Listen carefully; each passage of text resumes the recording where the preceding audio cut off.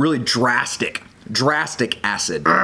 You can sense them a little bit underneath. They're just right under there. And I'm really hoping to have the same experience right here with you guys on camera today. A little bug or something flying around here.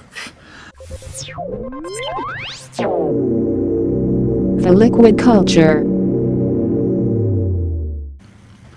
Hello everybody, welcome to another episode of The Liquid Culture with me, Mitchell Chirac. Appreciate you guys being here today. What we are focusing on in this episode is going to be I want to call it a winemaker profile. So today, as opposed to focusing on a region or a grape, we are talking about a particular winemaker. In this iteration of this series, we will be focusing on Ian Brand, who is actually a winemaker who we went and visited when we were taking a trip to Monterey. He has his tasting room there in the Carmel Valley and makes his wines from grapes that have been procured all throughout kind of that Monterey Central Coast area, and really enjoyed our time with him and really enjoyed the wines that we were drinking when we were there. I obviously purchased some while we were there and have subsequently gone online and purchased more. That is how much I enjoyed our experience there, not only of the wine, but being fortunate enough to go in on a day in which Ian himself was actually working the tasting room. I think we stayed in there for probably 2.5 hours just picking his brain about his process and his inspiration and how he makes his wines, why he makes his wines, and really just enjoyed our time in there with Ian. San Francisco Chronicles Winemaker of the Year, guys. This man is no slouch. He is a relative newcomer to the wine world. He's still a young guy, family guy, but I mean, again, like he's been making wine for a while, but he's just now starting to really get some pub, and I think that it's just because of, I mean, his mindset and his ideologies towards the world of wine and really at life in general are incredibly infectious, and it was quite an honor to spend some time with him. And today we've got 3 of his wines. What I wanted to do was do one wine from each of his 3 labels. He has the Le Petit Paysan label, the La Marea label, and the I Brandon family label, each one kind of with its own sort of ideal or kind of style that Ian's trying to do with them. So Le Petit Paysan is kind of what he refers to as his village wines. So those real quaffable, easy drinking, light, fresh, fruity wines at a low price point. A lot of production on those. La Marea, more Spanish in style or more Spanish inspired group of wines with a lot of Grenache and Albarino, which we would have loved to have tried while we were there, but unfortunately they were sold out. And then the big dogs, I Brandon family, the stuff that I think that Ian mentioned when we were there, that Le Petit Paysan and La Marea kind of are the wines that he makes in a larger quantity, which are the kind of cash cow that help fund the I Brandon family label, which is something that I think that, again, I mean, he put his name on it, right? So you know he's got probably just a little bit more passion. I would say that you know, no parent likes to play favorites, but if I were to guess, I would say Ian probably plays a little bit of favorite with the I Brandon family wines. They are his really kind of his passion project, his lowest production wines, and definitely at the highest price point. So if you guys want to read up a little bit more about Ian, go on the site, check out the write-up. I've got more on him, more on our trip and our experience there with him. Today I want to keep it kind of nice and short and just focus on the wine. So let's dive in. Le Petit Paysan 2016 Viognier. So Viognier, a grape from France, obviously, predominantly in the northern Rhone is where you see Viognier. This one comes from the Cedar Lane Vineyard, which is in Arroyo Seco, which again, Central Valley of California. Viognier generally can be more of a almost like a medium-bodied wine. Here in Texas, we get a lot of Viognier. It does well in our climate. Central coast of California, especially in that kind of Carmel Valley area, you have warmer climates. You do have some marine influence, and they can get some good rain, and the soils are nice and minerally. They put off really good mineral-driven wine. So. This for me was, of all the whites that we tasted in the tasting room with Ian, this Viognier was my favorite.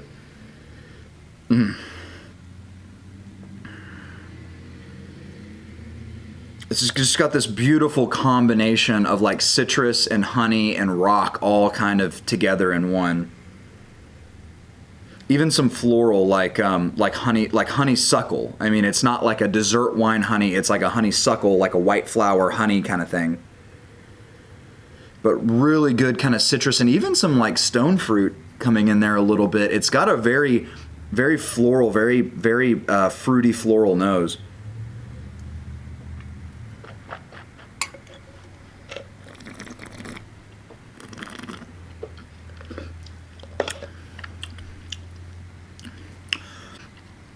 Really drastic acid all over the palate. Really good, bright acidity on this wine.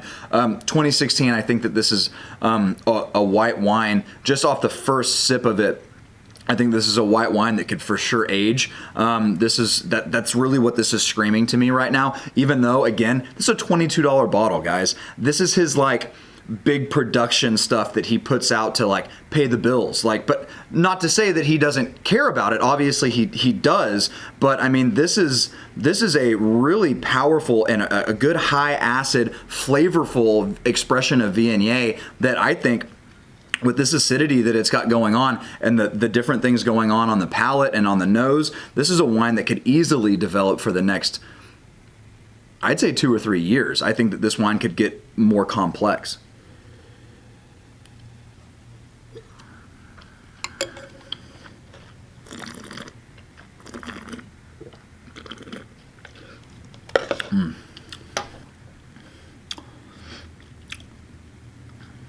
Wow. Yeah, for a $22 bottle of Viognier from a relatively unknown globally wine region, I think this thing is bringing a lot of fire. I am looking very much forward to drinking this bottle. It's Friday here in Dallas. It's a little warm. I'm very much looking forward to taking this bottle home this afternoon, drinking it on the porch a little bit before dinner, and even maybe pushing it into dinner, because this is a very good food pairing wine. That crisp, high acidity with all of that kind of lemon lime, but a little peachy thing with a little honeysuckle could really pair well with some dinner. I might have to convince the wife to go maybe a little Thai food. Maybe a little Thai food tonight, I think would be really nice with that Viognier. But let's move on. Let's see, how do I want to do this? It kind of wraps around. La Maria. So this is the 2015 Old Vine Grenache. So Old Vine, kind of a gray term. What's Old Vine mean? Some people, have had their vines in the ground for 15 or 20 years and they're calling it Old Vine. So very gray term. This wine comes from grapes that are on vines that have been in the ground for 100 years. So I think that qualifies as old vine, especially in the United States. 100-year-old vines, to have vines that made it, beyond or through Prohibition without getting ripped up, I would certainly call those old vines.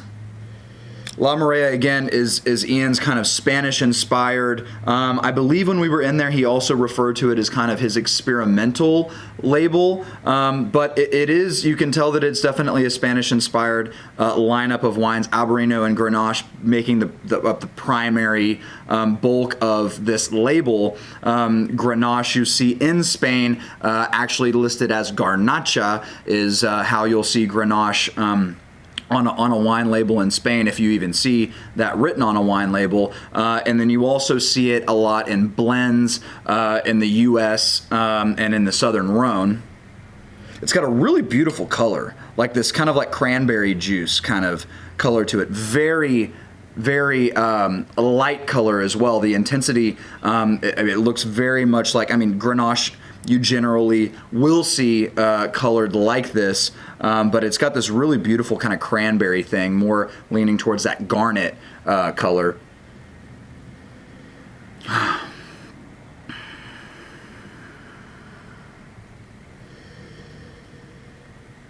It's got like a cherry pie thing happening right off the bat for me. You get a really nice kind of cherry note on this, but there's almost like some baking spices or some like buttery characteristics that would almost be like the pie crust. So like I'm thinking like a cherry pie when I dive into this sucker. But there are other red fruits in there as well. There's some cranberry and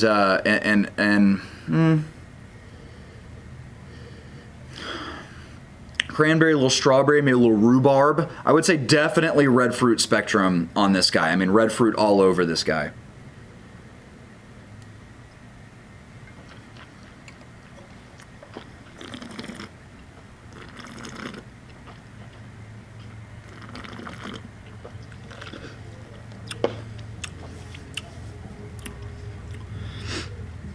Again, really great acidity. Obviously, going from a white wine to a red wine, we're getting more tannin structure here. Well, a lot more because the Viognier obviously has none. But the tannin is nice, well integrated with the acidity. I do have a little bit on the finish and kind of like blowing, like you swallow and then kind of blow out. There's a little bit of almost like some volatile acidity or some, you know, kind of like gassy thing going on, which with these red wines, I just ran them through the bubbler aerator, the decanter, real quick because this was kind of a spur of the moment shoot here today. So I'm thinking this might need to blow off a little bit more because it does have a little bit of that on it. But really nice overall structure. The acidity and the tannin are really well balanced with each other. Really nice light style wine. I did chill it down a little bit, but it probably could even do with a little bit further chilling as a really nice little quaffer.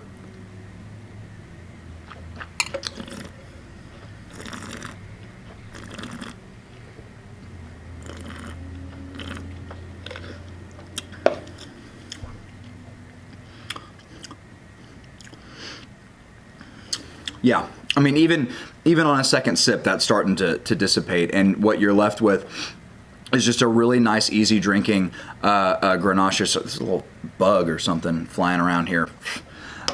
Really nice, easy drinking Grenache. The alcohol, we take it up a little bit from the Viognier. So the Viognier was 14.1. We step it up here to 14.5. But Grenache is a grape where you can have it take that alcohol and really run with it. You don't really perceive that on this wine. I think that this is a very delicate, very elegant style of a Grenache here. You don't have that alcoholic burn that you can get with Grenache. I think as this wine continues to open up a little bit, it's really going to smooth out and develop into just a really nice, easy drinker. Not necessarily to me like a food pairing wine. I would not really put this on the table to eat with dinner, but in terms of just having a nice, you know, I think it's 38 bones, yeah, $38 bottle of Grenache from 100-year-old vineyard, Besson Vineyard. I mean, just a really nice, elegant, easy drinking red wine. Moving on to the big dog. So I'm really excited to have this one here, guys. It's the Ibrandon Family 2014 Cabernet from Montebello Road in the Santa Cruz Mountains.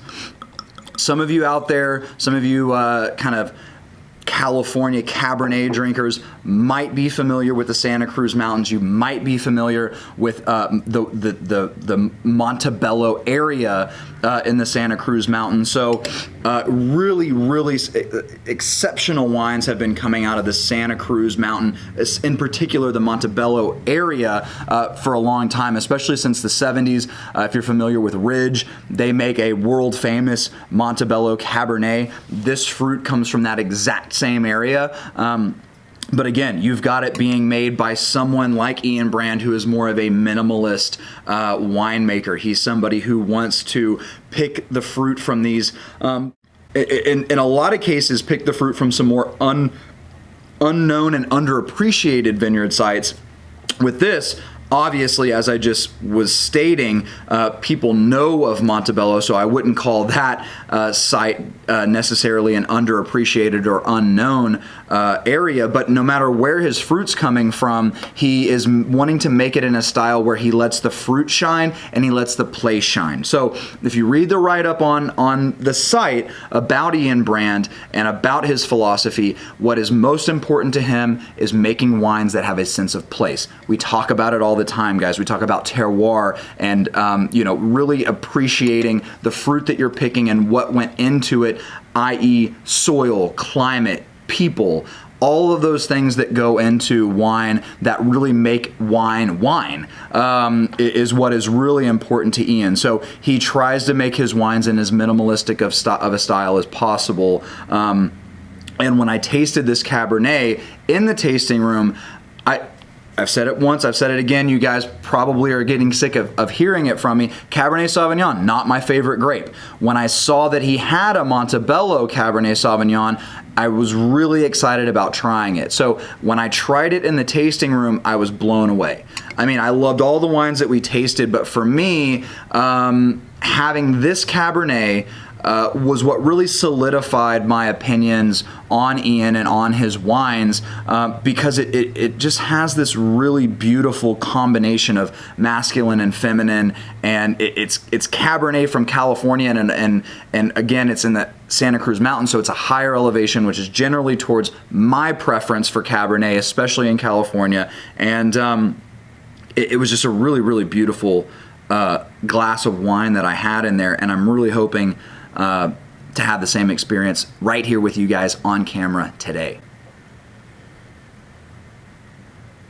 The nose is very similar. Now that was February when we took that trip, and here we are, May here in Dallas, and so it's been a while since I've tasted this wine. But sticking my nose down in there, guys, I'm getting a lot of these same things. It is that kind of, you have that typical kind of black fruit thing that you get with Cabernet, but that's great. I mean, that's what you want in your Cabernet. But it's got this really nice kind of eucalyptus kind of thing going on with it as well.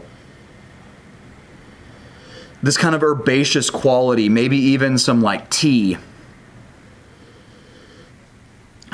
And I have a feeling that as this wine continues to open up, we're going to get more kind of earthy qualities with it. You can sense them a little bit underneath. They're just right under there.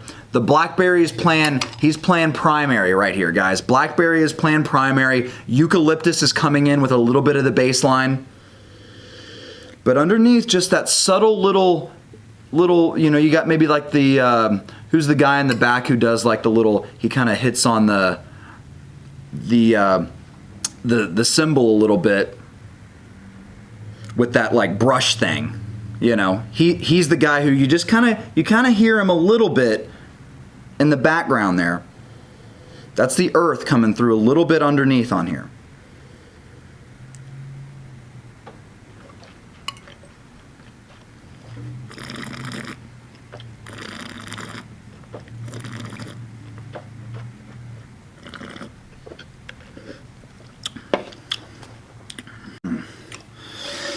Wow.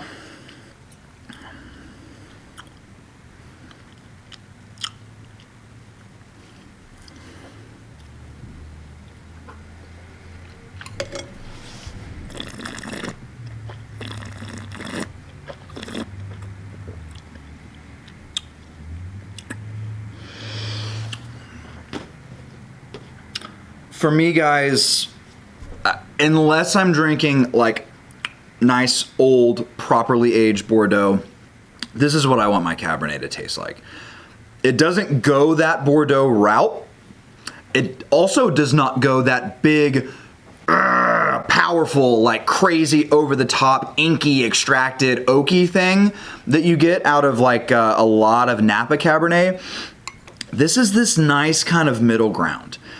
It's very drinkable now. I mean, it's 2014. It could continue to go, for sure, could continue to go. But very drinkable now, and not in this really ultra powerful, you drink one glass of it and you feel like this, you know? It's just this really beautiful, like I said, combination of like masculine and feminine. You've got strong tannin structure, really nice acidity, but you've got this elegant flavor palette of like herbaceousness and fruit and a little hint of that earthy, mineral-y soil kind of thing going on with it.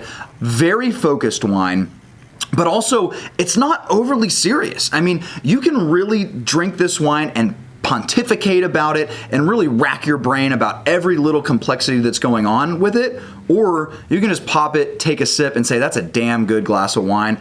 I'm gonna drink this whole bottle.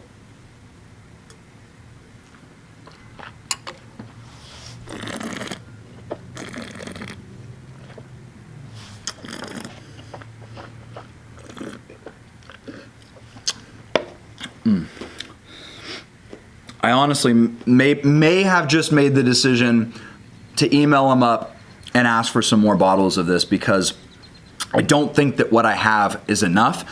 I also am going back to California in June, and I do plan on not only revisiting Ian Brand, taking some people who weren't there with us when we were back in February, but we're also taking a trip to Ridge, the other place where Montebello has a Cabernet, where they've been making Cabernet there since the 70s that has been exceptional, and would love to try these two wines side by side and see how they stack up. $65 a bottle for this.